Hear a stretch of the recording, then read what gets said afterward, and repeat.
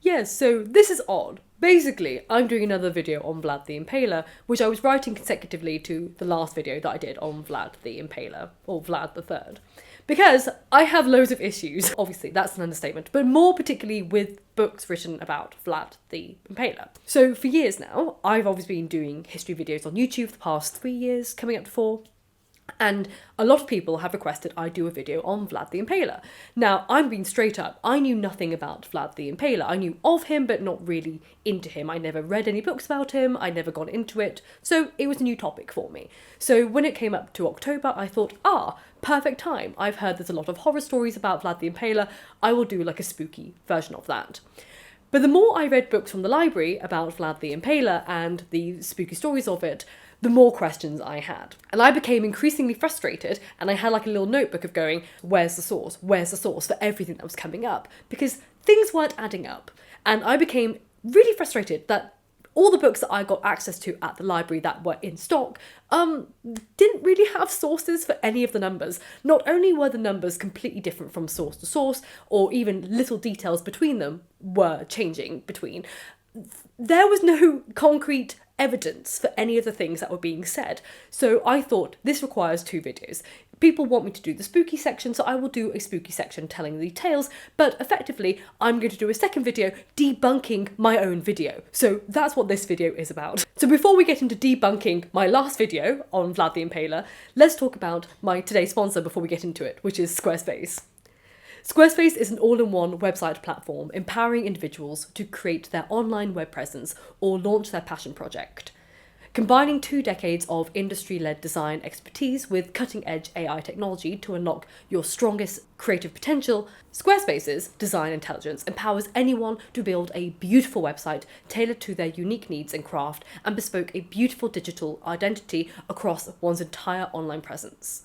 So I recently redesigned my website to reflect my colours because I'm more into like dark academia, and yes, they're not marketable colours, but you know, I prefer them. It reflects my style, my personality, and really that's more important. And you can run your whole business easily on Squarespace as a one platform solution, from receiving payments for products that you sell to donations from people who just like your content and want to give you a wee tip.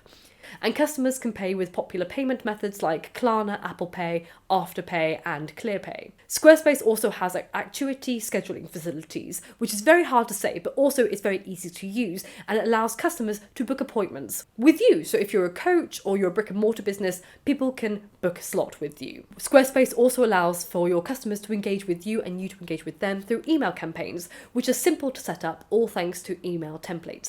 So if you want to expand your business or just build a beautiful website for your blogging leisure, go to squarespace.com for a free trial, and then when you're ready to launch, go to squarespace.com/Lady of the Library to save 10% off your first purchase of a website or domain. So my last video was about the real Dracula, which is Vlad the Impaler.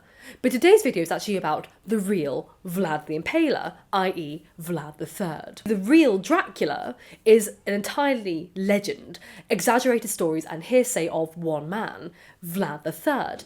And Vlad III is far less exciting in terms of blood and gore, but far more interesting in terms of complicated hellhole that is Eastern European politics.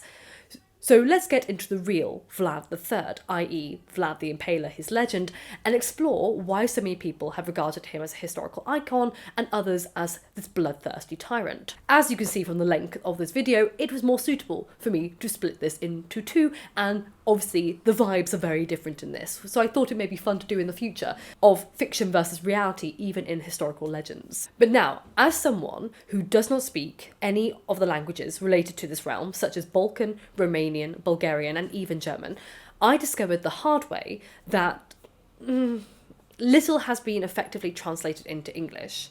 Nothing more than surface level retellings of Vlad the Impaler's history exist in English, and I've done my best with the resources I have available. If you want a more thorough deep dive into this topic, you'll find more efficient information from actual researchers and scholars who read and speak these languages, and that's what's really important, as their engagement with primary resources will reveal more intricate knowledge. However, thanks to some of those few researchers, I've collated the best of what information I had available online and from the library. But any corrections to anything can be left in the comment section below, and I will pin it to a pinned comment, because this isn't my field of interest, but people wanted me to cover it, so I'm doing the best that I can. So let's talk about the Vlad the Impaler in national hero symbol. Because when people hear the gruesome myths of Vlad the Impaler's bloody reign, people on the outside can't really understand why Vlad the Impaler was regarded by many as a national hero. And that's because he fought against the oppressive nobility, the Brazov merchant Saxons, who kept the majority of the population quite impoverished. Now, many argue his violence was necessary in securing Wallachia autonomy when it was sandwiched between the oppressive powers of the Kingdom of Hungary and the Ottoman Empire, as well as the internal self-interested scheming of boyars. So to understand this logic, we need to go into the very, very oversimplified version of the chaotic geopolitical history of Wallachia. Please note that this is majorly oversimplified by myself, and if you want in-depth discussions of more details, I've linked blogs and articles for more. But can I just say, before we get into this, God bless Jonathan Spangler, because out of all the resources I've read, his is by far the most accessible, and I really trusted how he presented things. So even if he never sees this, thank you so much for your work, because out of all the things I read, yours was the easiest to follow, because it's complicated. So, originally a vassal state of Hungary, Wallachia broke its allegiance in 1330 during the reign of Basarab I after a successful war against Hungary. Now, from 1359 onward, the Wallachian Church was led by an Orthodox metropolitan appointed by the Patriarchy of Constantinople.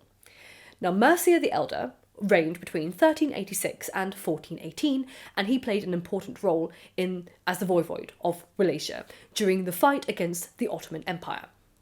He joined the Grand Western Crusade against the Turks in 1396, which culminated in the defeat at the Battle of Nicopolis, which was a huge loss for the Christian power in the Balkans.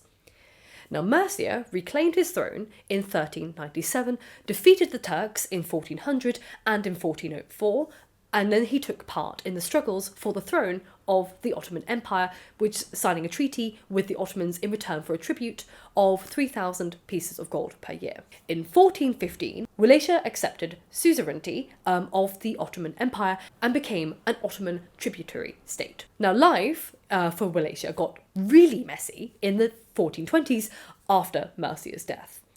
See, the dynasty split into two branches: the descendants of Mircea's half-brother, Dan I, and the family of Mircea's illegitimate son, Vlad II Dracula. So we have Dan's family and Vlad II's family.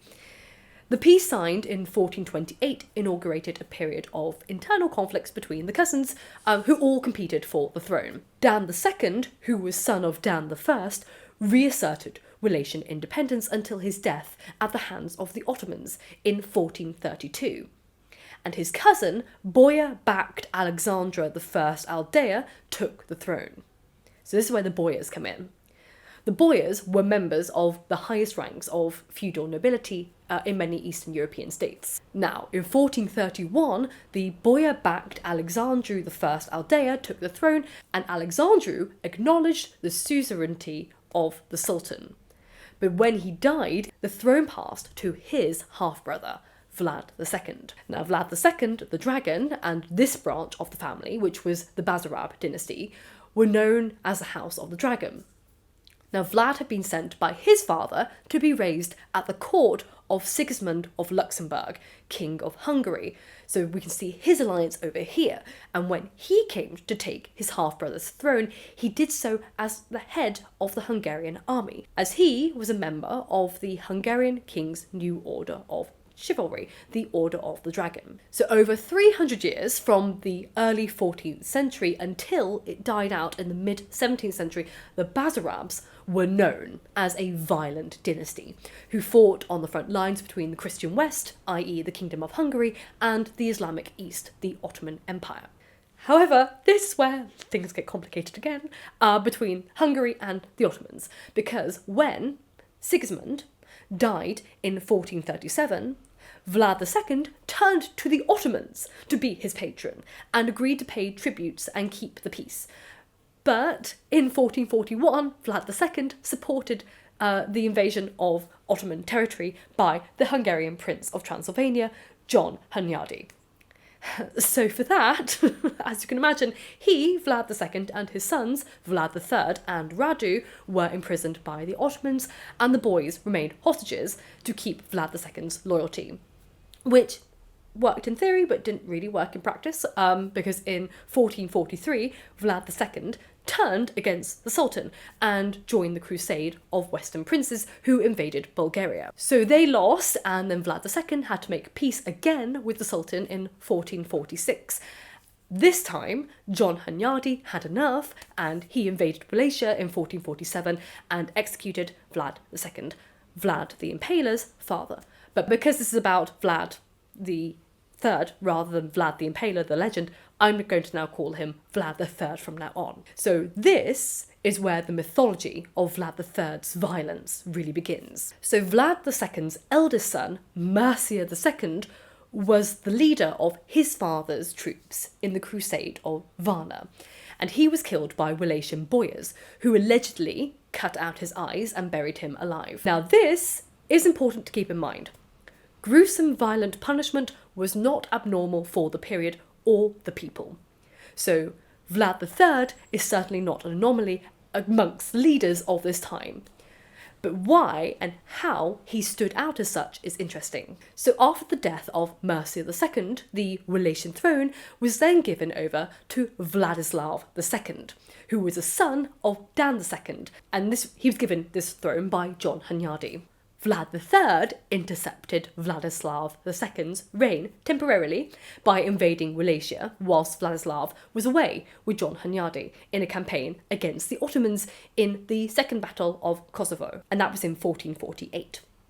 Vlad III claimed the throne, but only briefly. He reigned between October and November of 1448, and then Vladislav returned, and Vlad was forced to go back to the Ottomans, and Vladislav continued to reign Wallachia until 1456. Now, little is known about Vlad over the next 8 years, but he moved around between the Ottoman Empire and Moldavia during this period. However, what we can see is that there's no such thing really as strong loyalty amongst this lot, and in 1455, Vladislav II invaded Transylvania to lay claim to the Romanian settlements there and the trading city of Brasov, which, if you heard the last story, Brasov merchants, gruesome Brasov coming in. So Hunyadi pulled out his weapon because he was pissed off, and he retaliated by backing a coup against Vladislav, one which led by the son of the man Vladislav killed and stole the throne from, Vlad III. So yes, sometime over the prior 8 years, Vlad III garnered support from the Hungarian kingdom, and with their help, Vlad III successfully killed Vladislav II, who'd been put there by John Hunyadi, but now Vlad III was now being boosted by John Hunyadi to take out Vladislav II, and that he was killed on the outskirts of Targovista on July the 22nd, 1456, and apparently beheaded him and claimed the throne. But John Hunyadi died in August of the same year, 1456. So when Vlad took the throne of Wallachia in July, he sent a customary tribute to the Sultan. That was normal. But this was seen as suspicious by John Hunyadi's son, Ladislaus Hunyadi. So he sent a letter to the burghers of Brasov telling them to support Vladislav's brother, Dan III, in leading a coup against Vlad III. Now, Vlad had been in contact with the burghers by this point, because as his first extant letter as voivode of Wallachia was to the burghers of Brasov on the 10th of September. Now, in this letter, he promised to protect them against the Ottomans if they invaded Transylvania. In return, he hoped they would support him should the Ottomans threaten Wallachia. But the Saxons were a real mess, with huge internal conflicts. The King of Hungary, Ladislaus V, executed John Hunyadi's son, who's also called Ladislaus, I know, don't get confused, and on the charge of plotting against him. Enraged, Mummy Ladislaus Hunyadi, who wasn't called that at all, her name was Ursabet Szilágyi, and her brother, Michael, started a rebellion against the king. Now this is where the second famous tale of Vlad III's violence emerges. Taking advantage of the internal conflict, Vlad assisted Stephen the Great of Moldavia in seizing back Moldavia from his uncle, who had organised a conspiracy to kill his father and claim the throne. This is what I mean when I say none of them were chill and violence was the complete norm. So it was during this period that Vlad broke into Transylvania and plundered the villages around Brasov and Sibiu, which is where we get the stories of the merchants and their families being impaled in Brasov. Now something must have happened here because it resulted in Vlad's representatives holding peace talks with the Saxons and Michael Szilágyi, and they expelled Dan III from the town as part of this agreement. However, the trade relations began to break down over time, and by March 1458, Michael Szilágyi allowed the boyar Michael, an official of Vladislav II of Wallachia and other Wallachian boyars, to settle in Transylvania, and Michael the boyar was killed by Vlad III for obvious allegiances. Trading deteriorated even further between the Saxons and Wallachia.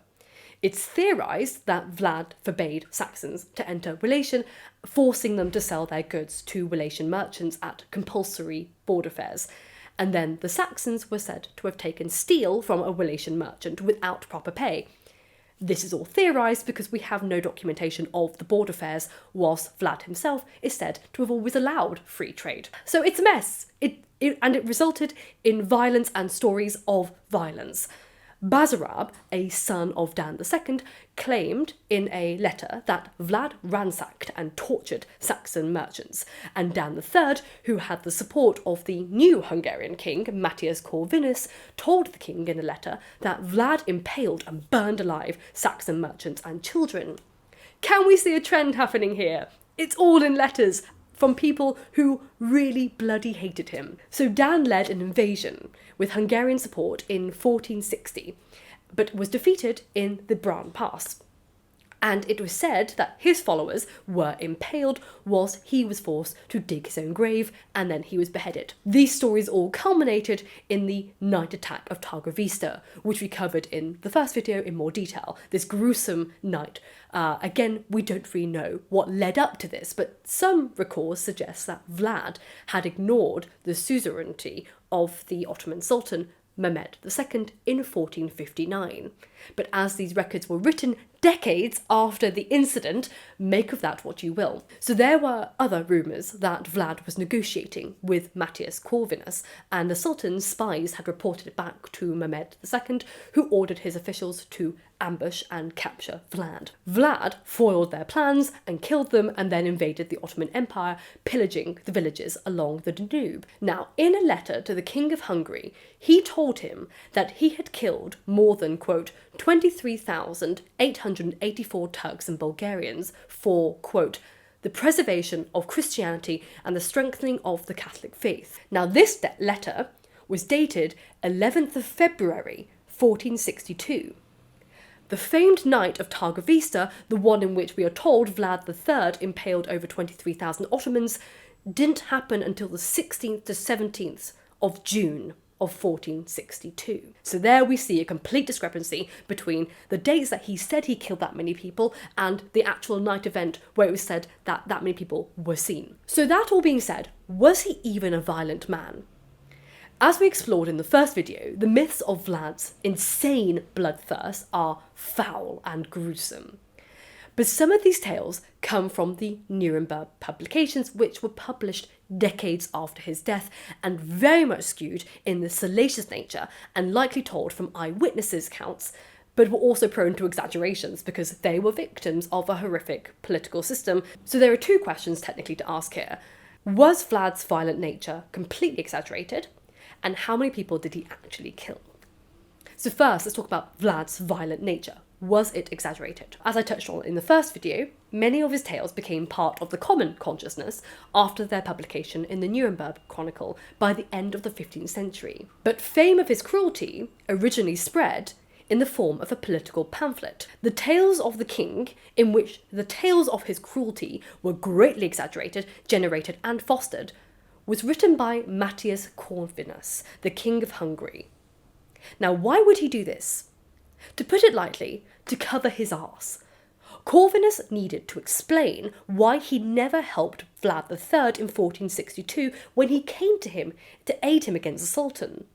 Now, this looked bad on Corvinus because he was given money by the European Catholic states for the express purpose of fighting the Ottomans. So in order to make an excuse for himself and legitimise his claims that Vlad the Impaler was incredibly violent, the priest of Johann Rudel of the Black Church in Brasov produced fake letters allegedly from Vlad to the Sultan, Stephen the Great and the Vizier. These letters of treason were written on the 7th of November 1461 and may have been forged by the priest himself. These tales were heard by the Pope's envoy at the royal court of Buda, who then sent them in 1462 to 1463 to Pope Pius II.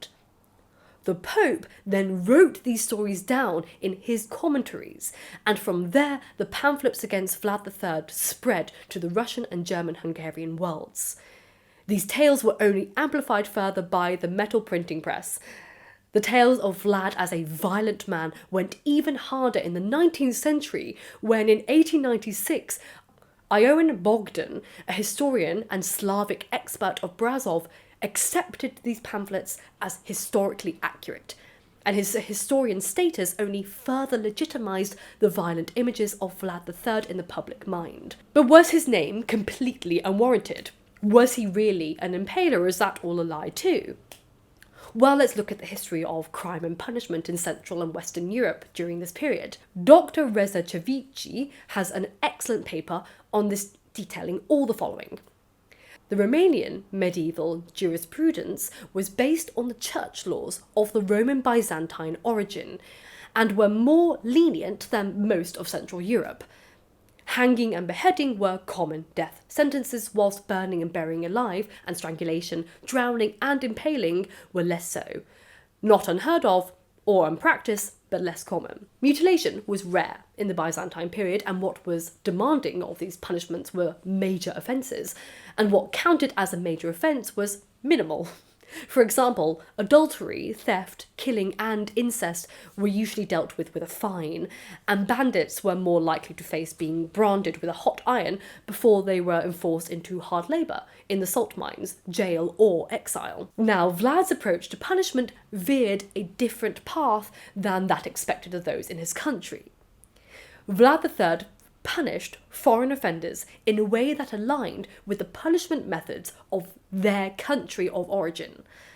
The punishments he employed were detailed in the Altenburger's Codex, the Bible of the Saxons of Sibiu, Romania. Dr. Reza Cevici explains that in Transylvania, impalement was done according to various German laws mentioned in the Altenburg Codex, which was brought from Vienna to Sibiu in Transylvania in 1453. As such, the law in Transylvania allowed for beheading, dismembering, death by the wheel and binding as punishments, which is why most of these, bar the wheel, were applied to the Saxon merchants who ignored the trading rules of Wallachia. Impalement wasn't an unheard of punishment in Central and Western Europe, nor was it particularly uncommon. It had been detailed in the region since the 6th century, primarily in relation to enemies of the Byzantine Empire. It likely existed before this period, as the Antes, the early Slavic tribal polity, practiced impalement, and this method was likely adopted once the Antes became a Byzantine federati. Technically, because Transylvania endorsed impalement as a punishment as per the Altenburg Codex, Vlad used it against them. The tales of Vlad the Impaler's cruelty are tales. For starters, we don't have any written descriptions of the manner of impalement. We have engravings of the impalement, which were produced again decades later. The tale that he nailed the turbans to the heads of the Sultan's envoys as punishment for them not removing their turbans in honour of him, is that a tale? The tale that Vlad III killed the disabled, the poor, the homeless by inviting them to a dinner and then setting the building on fire is little more than a Slavic tale which was written or copied in 1486, and we have a woodcut from 1499 of him dining on the blood of the impaled merchants of Brasov. Does this mean that Vlad was completely lied about and never violent? Well, as everything in history, there's little smoke without fire. Barbaric methods of torture and execution were prominent in the Middle Ages, and in comparison to his contemporaries, Vlad wasn't much different in regards to engaging with these torture methods. He certainly didn't stand out for any of the punishments he dealt on those he believed deserving of them. Where he differed was in how regularly he would engage in them. Vlad had an intense sense of justice. He took extreme measures to secure his reign, and he didn't tolerate any form of crime. The man ruled with an iron fist, and thus he dealt harsher punishments for crimes than others would have for said crime. Whilst the methods he used were not considered cruel at the time in comparison to his contemporaries, the frequency at which he employed them and the crimes for which he employed them for were considered cruel. Which leads us to the next question. How many people did Vlad the Impaler kill? So Vlad III has developed a mythology of being one of the most ruthless leaders in history with a high kill count. Famously, we are told that Vlad the Impaler killed 23,000 Ottomans, and he said so himself, quote, "I have killed peasants, men and women, old and young. We killed 23,884 Turks, without counting those whom we burned in homes, or the Turks whose heads were cut by our soldiers. Thus, Our Highness, you must know that I have broken the peace with them." Now, this is all the evidence that we have for this enormous claim, the man's word, and his apparent unquantifiable calculation of how many people he killed, not including those that he burned to death or injured. From a practical standpoint, the story is incredibly hard to believe. Even in wars today, with weapons of mass destruction, we don't hear of over 20,000 people being killed in a single day. During the 15th century, large cities of people such as Brussels contained around 40,000 people. T. Peter Mario Kruter highlights that it is believed Brasov and Sibiu only had around 8,000 or 6,000 inhabitants respectively. And how Vlad the Impaler, a man of the 15th century with a small army, only between 10 and 12,000 men, was expected to just carry with him over 20,000 impalements just in case he needed that many, or even had over 20,000 impalements produced with only manpower, not mass-scale industrial production that we're used to. Logistically, it's impossible for this time period. Similarly, as Kruter points out, there are inconsistencies as to where this forest of the impaled took place. There aren't records of a mass-scale corpses being buried, and the manpower required to impale someone is really intense. It's not as quick as shooting someone with an arrow. For rectal impalement, for example, it usually requires multiple people to attach ropes to the legs of the victim whilst pinning them down, whilst other ends of the ropes are then attached to a horse or pulled by several people that would then pull and forcibly drive the stake through the victim's anus. It's an intensive process, so imagine doing that to potentially 20,000 people, and even latitudinal impalement would require intense manpower. It's not a quick thing. You're not javeling people with impalement here. In reality, there's no claims to back up Vlad's claim of his own numbers. Why he chose that number, we may never know. I couldn't even find out anywhere in English language books if someone had evaluated if this letter was one of the forged letters and that he didn't even write it himself. Everyone seems to attribute this letter to Vlad rather than the forgery, but I'm limited to English articles on the matter. Maybe he wanted to sound impressive, or if the letter was forged, maybe they wanted him to sound legendary to support their reasons for imprisoning him and not helping him against the Ottomans. Vlad very likely did impale people, but the scale at which he did is exaggerated.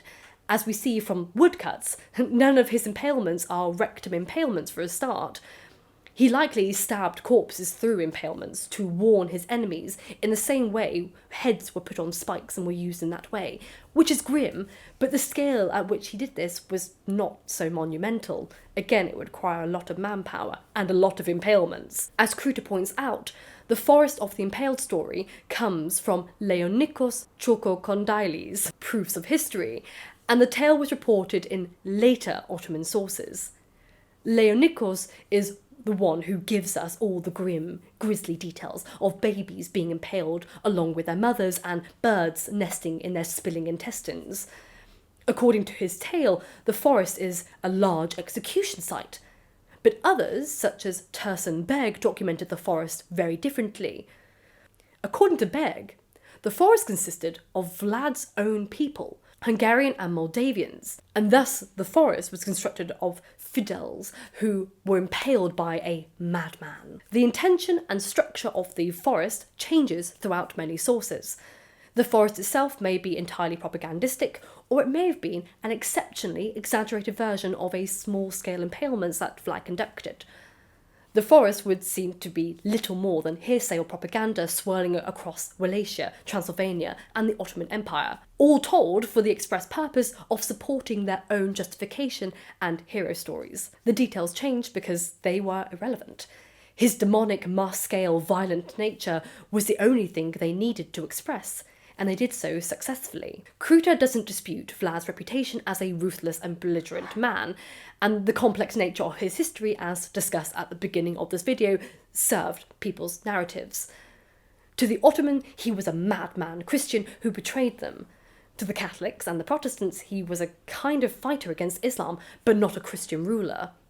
For the layman, he took down the noblemen boyars and protected the underclasses from oppressive exploitation. It's fascinating, though, how little people turned to look for resources when writing books about this man. I couldn't possibly imagine writing a whole book and not being able to access the details here. Not asking where are the records, where are the death records, certificates, anything, burial sites, we don't know. Or if we do, it's in another language that I can't read. And I think this, alongside many of my videos, emphasises that we should be more clear as people who are reading about these resources if we can't access the actual primary resources in a language that we don't speak. I'm limited by my information, and I've linked as many people as I can down below that I found legitimate in their understanding of this history, but it's surprisingly very little written about him that I found trustworthy in the resources, which is surprising considering how famous he was. I wasn't expecting it to be so hard for me to find things in English. There are obviously much more information out there in other languages that are closer to the area, but as I don't speak them, that's my limitation. But I hope that helped you understand that even if there are less information out there, be sceptical of these mass scale things in the 15th century. They're glorious stories to tell. They're quite scary and spooky and gross, but practically speaking, I would keep my eye out for things like that. But thank you so much today for watching today's video. I hope you enjoyed it. I know it's complicated, so thank you for staying with me. I've tried to make it as simplified as I can on the screen to make it easy to follow, but again, also I'm open to any corrections, so if anyone speaks those languages and they know more information, please leave it down below and I'll pin as much as possible or include things as much as possible in a pinned comment. Thank you to my patrons as always for making this possible, and I'll see you soon for another video. And remember, books save lives, so keep reading.